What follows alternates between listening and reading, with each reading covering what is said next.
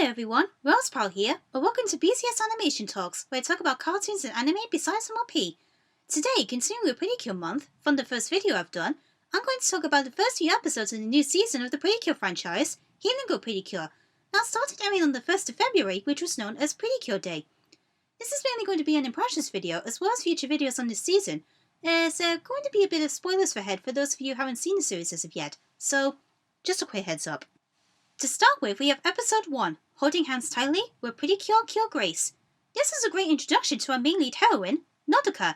As with Mai from Splash Star and Tsubumi from Hawkatch before her, she and her family moved to their new city, and she wasted no time going to have a look around. We also get great introductions to Chiyu and Hinata, and also the fairies, Raburine, Peggy-tan, Nyataran, and Latte, who are looking for their Pretty Cure partners after arriving from the Healing Garden by the orders of Latte's mother, Queen Tatianu. Nodoka right away shows what it means to become a Pretty Cure, when she helps people who live in their new home, helping the people escaping the attack by Derusian, who is from the villains of the season, the Byogans, and revealed in a tiny flashback that she was sick and had help from the people who worked in the hospital where she was staying at. The animation in the series, including the backgrounds, the character designs, and of course the transformation sequence for Nodoka into Cure Grace, as well as the opening and ending theme songs, were fantastic to detail. The opening and ending are now in my list the top favorite Pretty Cure openings and endings.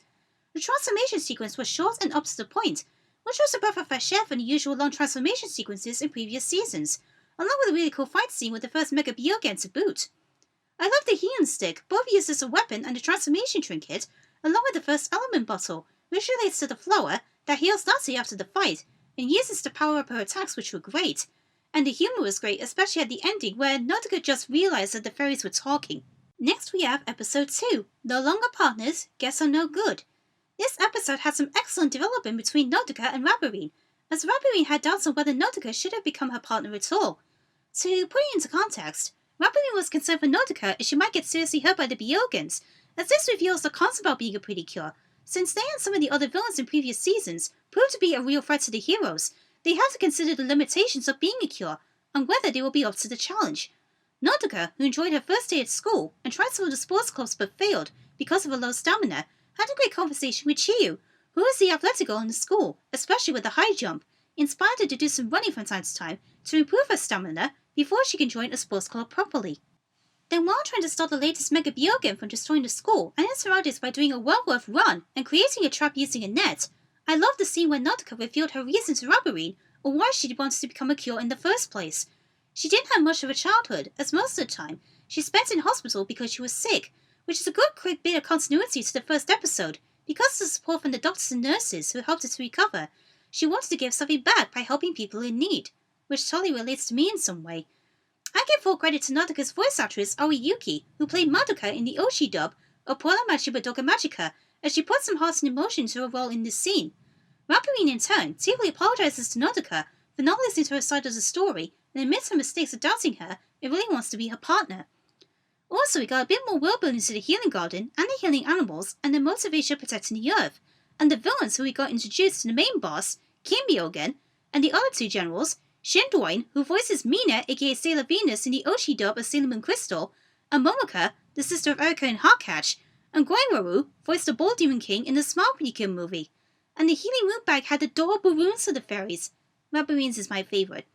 And here's a bit of trivia. This episode was the posthumous work of Yuichi Yamaguchi, who storyboarded it under his, Shonishiro pen name before his death was announced last month. Ex-co-workers of this said the least he could do was thanking him for his works, and this was no exception. Next we have Episode 3, Overflowing Feelings, Transform into Cure Fontaine. Chiyu was great in this episode, especially with the bond she develops with Peggy-tan, as he was going through some self-doubt and low confidence in himself as a healing animal. Chiyu finds Latte at school, and decides to spend time with Nodoka by inviting her to a hot spring inn that her family runs. The background designs were great, and I bet this is going to be one of the hangout places for the girls.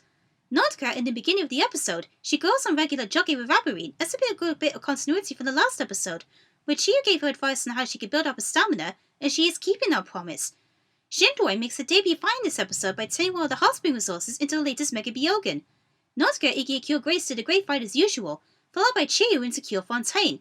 I loved how Chiyu was the one to approach Peggy-tan to let her become a Pretty Cure.